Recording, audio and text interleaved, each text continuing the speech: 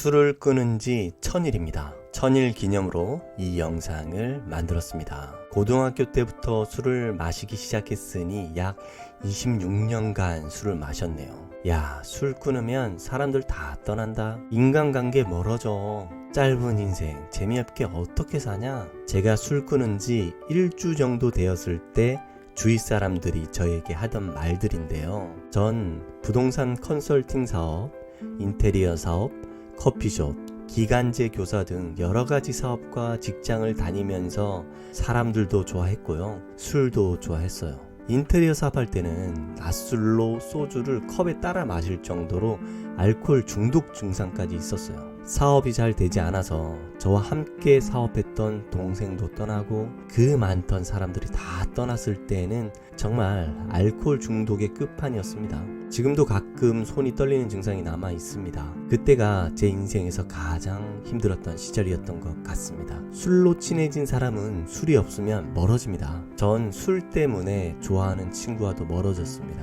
술에 취하면 서로 자기 말이 맞다고들 다들 하잖아요. 자신의 마음도 제대로 컨트롤하지 못하는데 어떻게 다른 사람 마음을 바꾸려고 했는지 참 마음 공부는 죽을 때까지 해야 하는 것 같네요. 술을 끊은 지금이 오히려 대인관계는 정말 좋아졌습니다. 회사에서 바라보는 평판이 더 좋아졌고요. 마음이 편해지니까 사람들을 대할 때 편견 없이 바라볼 수 있게 되는 것 같아요. 이전같이 아무 사람이나 잘 만나지 않기 때문에요. 개인적인 시간이 더 많아져서 자기 개발을 더 할 수 있고요. 매슬로 욕구 5단계에서 가장 높은 자아 실현의 욕구를 바라볼 수 있게 되는 것 같습니다. 이전과는 비교할 수 없을 정도로 행복해졌습니다. 정신적으로 좀 더 성숙한 사람들을 만나게 되었고요. 그 사람들을 보면서 제 자신을 더 성장하게 만들어주고 있는 것 같아요. 가정에서는 친절한 아빠, 마음 편한 가장이 되었습니다. 이건 제 딸이 생일에 만들어준 겁니다. 제 컴퓨터 모니터 위에 붙여져 항상 보게 되는데요.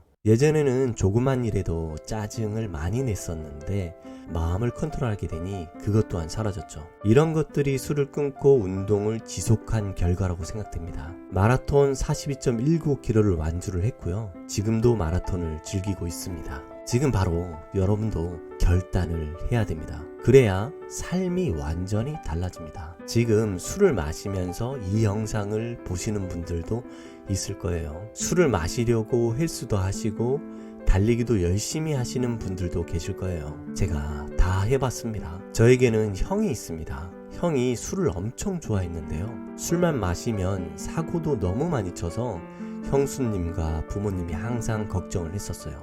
형이 술 마시는 게 무섭다고 할 정도였습니다. 왜냐하면 다른 사람들한테 공포를 심어줬기 때문입니다. 형도 술 끊은 지 8년 정도 되는 것 같은데요. 술을 끊게 된 계기가 술을 너무 많이 마셔서 뇌경색까지 간 겁니다. 조금만 늦었어도 죽을 수도 있었죠. 운전하다가 가슴이 답답해서 바로 119에 전화해서 조치를 했기 때문에 살아있는 겁니다. 병원에 실려갔을 때 제가 부모님께 했던 말이 생각납니다. 제가 부모님께 했던 말은 엄마, 형의 인생에 두 가지 길을 하늘에서 선택하라고 한 것 같아. 다른 사람들 고생시키지 말고 저 세상으로 차라리 가던지 아니면 술 끊고 완전히 다른 세상을 살아보라고 한 거야. 이렇게 어머니께 말했었습니다. 형은 술을 완전히 끊었고 이제 뇌경색 증상도 완전히 없어졌어요. 이전과는 다른 사람이 되었죠. 전 고혈압을 가지고 있었는데요. 지금도 혈압이 완전한 정상은 아니지만 거의 정상치에 도달했죠.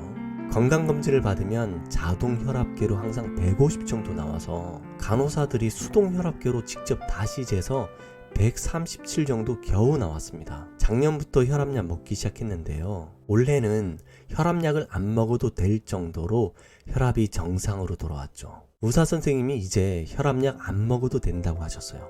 정말 기뻤습니다. 이번 건강검진 받은 자료인데요. 131입니다. 자동 혈압계로 단 한 번 측정으로 이 정도 나왔습니다. 건강검진 며칠 전에 제가 다니던 병원에서 측정했을 때는 120까지도 나왔었죠. 그렇다고 제 몸무게가 많이 나가는 것도 아니에요. 키가 170에 63에서 65kg 왔다 갔다 합니다. 이게 술을 끊고 운동을 꾸준히 했던 결과입니다. 제 직장 동료 중 저에게 이런 말을 하시더라고요. 야, 술도 적당히 마시면 즐겁고 행복한데 뭐 인생 평생 살 것도 아닌데 행복하게 즐기다 가면 되지. 뭐 그렇게 빡빡하게 인생 사냐. 재미없게. 그렇게 살면 사람들 다 떠난다. 알코올 중독만 아니면 되지. 술을 처음 마실 때는요, 도파민 수치가 올라가면서 즐거움을 주거든요. 그런데요, 알코올 성분이 사라지면요, 도파민이 추락하게 돼요. 그러면 오히려 스트레스 호르몬이 생기게 되는 거거든요. 분노, 결핍감, 우울, 불안, 좌절감 이런 게 막 생기게 돼요. 술이 가져다주는 도파민이 엄청나기 때문에요. 평상시에 즐겼던 운동, 산책, 음악, 독서 같은 것이 재미없게 돼버려요. 일상에서 즐거움을 못 찾게 된다는 거죠.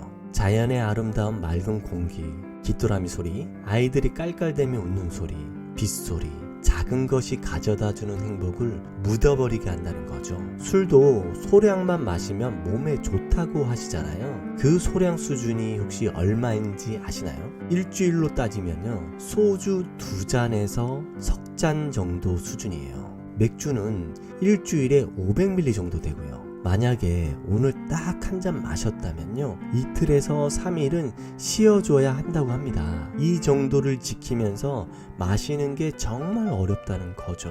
저 수준을 넘어서면요, 그때부터 암 발생 확률이 급격하게 높아진다고 해요. UN 보건기구 산하의 국제암연구소에서는요, 알코올을 1급 발암물질로 규정하고 있어요. 1급 발암물질이라는 건요, 성면, 세제, 윤활유, 고무 이런 겁니다. 이 알코올이 대사되는 과정에서 아세트알데하이드라는 독성 물질이 생기게 되는데요.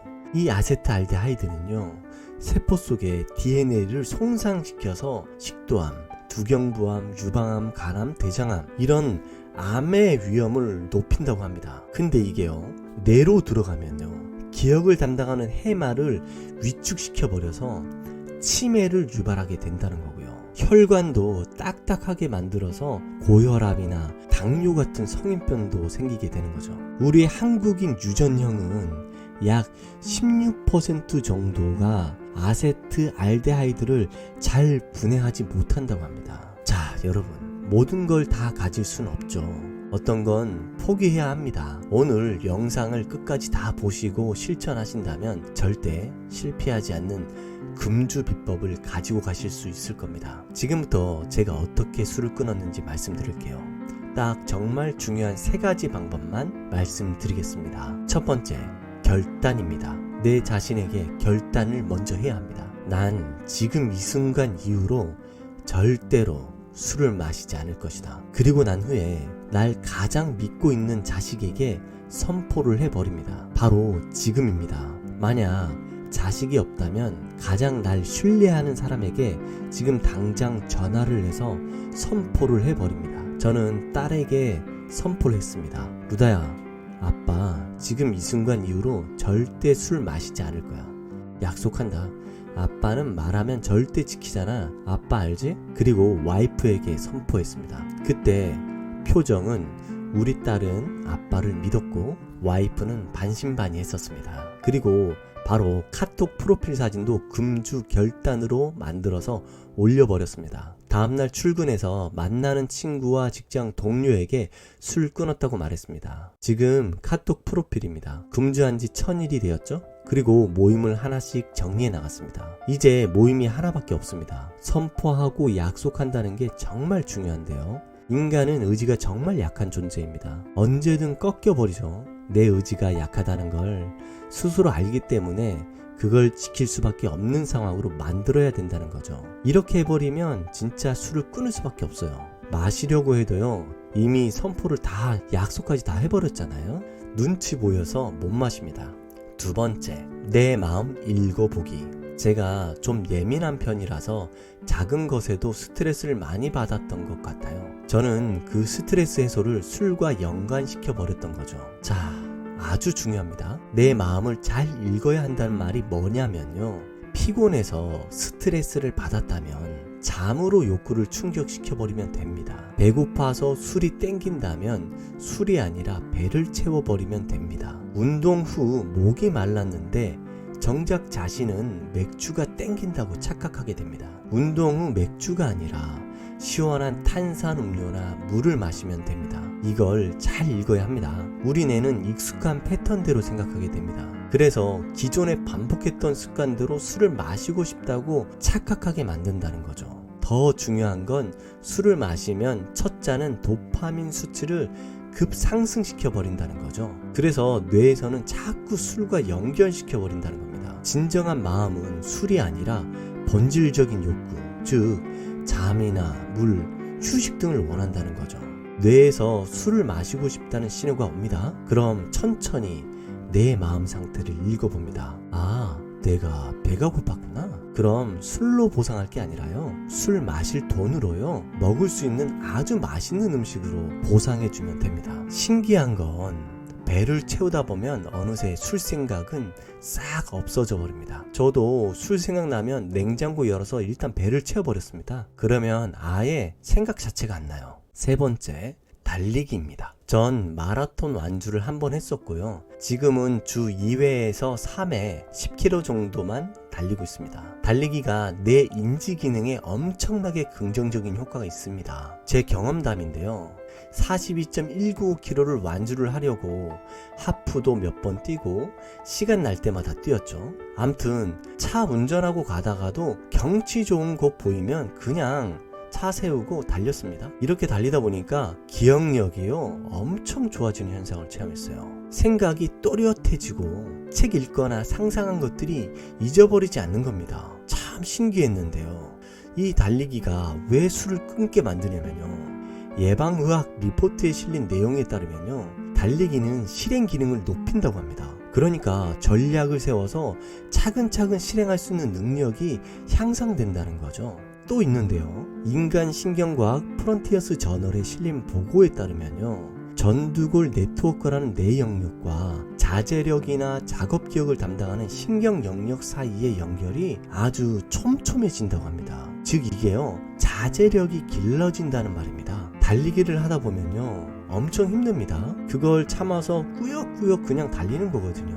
이게 의지력, 자제력, 자신감 향상에 엄청 도움됩니다. 그리고 내 인지 능력이 아주 좋아지기 때문에요, 내가 지금 무엇을 원하는지 객관적으로 판단할 수 있다는 거죠. 나의 본질적인 욕망이 무엇인지, 술이 아니라 시원한 물을 마시고 싶은지 바로 알아차릴 수 있다는 겁니다. 달리는 건 그 시간 동안 오로지 나의 내면과 소통을 하는 행위거든요. 힘든데 여기서 천천히 달릴까? 아님 여기서 멈출까? 돌아갈까? 아니야, 좀 더 가보자. 달리면서 계속 제 자신과 대화하거든요. 달리기를 오래 하다 보면요, 평소에도 나의 내면과 소통을 잘 할 수 있게 되는 거죠. 나를 잘 알게 되면 술을 끊을 수 있게 되는 겁니다. 여러분, 무조건 할 수 있어요. 아니, 됩니다. 된다고 머리에 지문을 그냥 새겨버리세요. 가능합니다. 금주를 하게 되면 엄청난 긍정적 효과가 나타나는데요,